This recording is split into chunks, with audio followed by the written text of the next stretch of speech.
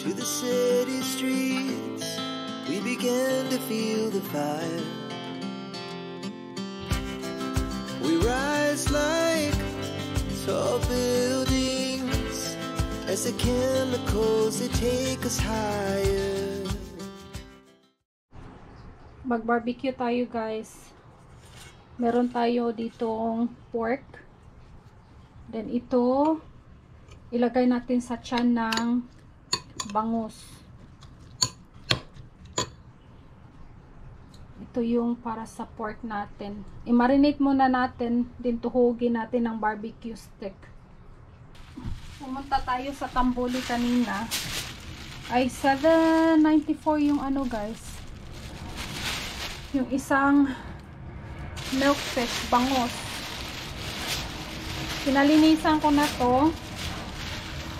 Tsaka pinano ko na rin. Napahiwa. Ayan. Malaking bangus. Makasya kaya ito. Ano pang pakit natin. Kasya siya. Yan. Sabi pala ng ano, guys, yung tagalinis doon, then ano, sabi ko na ihaw. Sabi niya, sige, pag ihaw daw, yung ano, yung bukas dito. Paglinis lang dito sa tiyan. Tama din pala. Para hindi lalabas yung mga ano niya. Itong mga, ano ba to? Tawag sa Tagalog nito, mga palaman niya, di lalabas. Ganun pala, guys, no? First time ko pa lang kasi tinawanan pa ako doon. Sabi ko, first time ko kasing mag ihaw. Sabi naman ng mama, first time talaga. Palagi ka nang nagpunta dito, tapos first time. Sabi ko, oo, first time kong mag-ihaw. So, marinate na natin to, guys. Meron din tayong eggplant. Matagal na tong eggplant na to, ihawin din natin doon. Then, iprito na lang. Dati, naalala ko, yung kapatid ko ay, yung ginamit niya is oil, and then soy sauce. Yun yata yung pangpahid niya. Tsaka, ito, ketchup.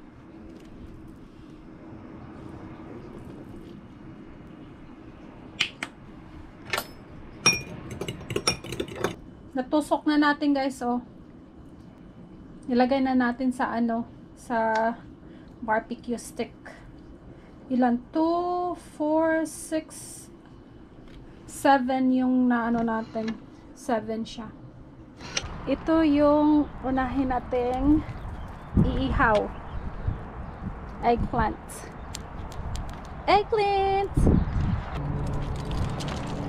Bangus.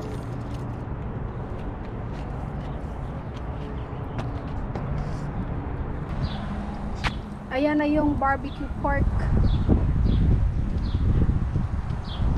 And then, ito yung bangus. Unahin muna natin yung barbecue pork, guys. Ooh! Of course.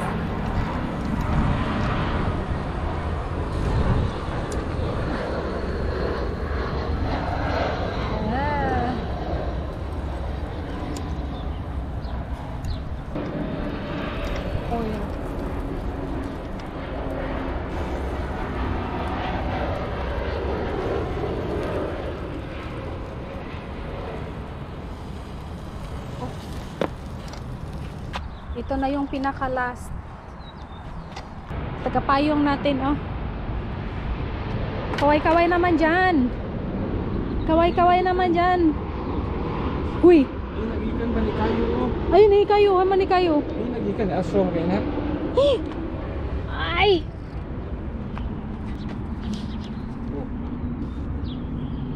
Busog. Tarang! Luto na guys! Ito yung barbecue pork, eggplant, at saka ito yung inihaw na bangus. Yan. Yan guys. Inihaw na bangus. Tsaka meron tayong sausawan dyan. Yan. Medyo gutom na. Kasi alas 3 na dito ng hapon. 3:30 ng hapon daw. Yan. Ayan. Magawa tayo ng ano guys, sukang pinakurat.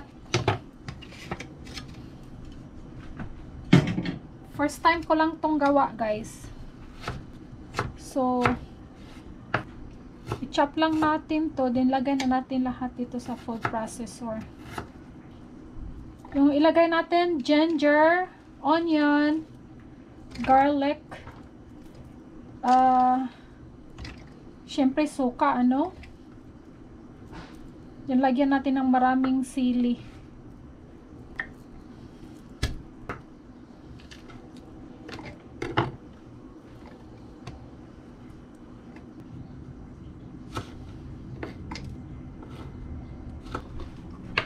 Then, lagyan natin ng konting salt.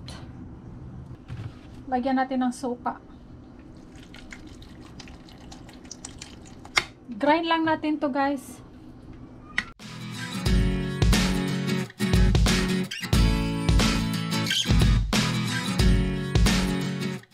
Hindi siya masyadong na ano, na pino, pero sa susunod yung gamitin natin yung ano na talaga, yung blender. Food processor lang kasi yung ginamit natin ngayon. At least alam na natin guys na hindi siya mapino.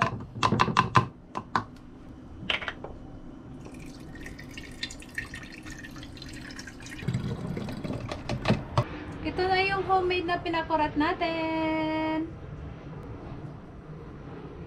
Sa susunod guys, yung anuhin natin, yung gamitin natin na ano, pag bi-blend yung blender talaga para siya smooth. Kasi ginamit natin isa ng food processor. So sa susunod, gawa ulit tayo. So yung blender yung gagamitin natin. Okay guys, ito lang yung video natin ngayon. And thank you for watching. Please like and share. And don't forget to subscribe. Thank you.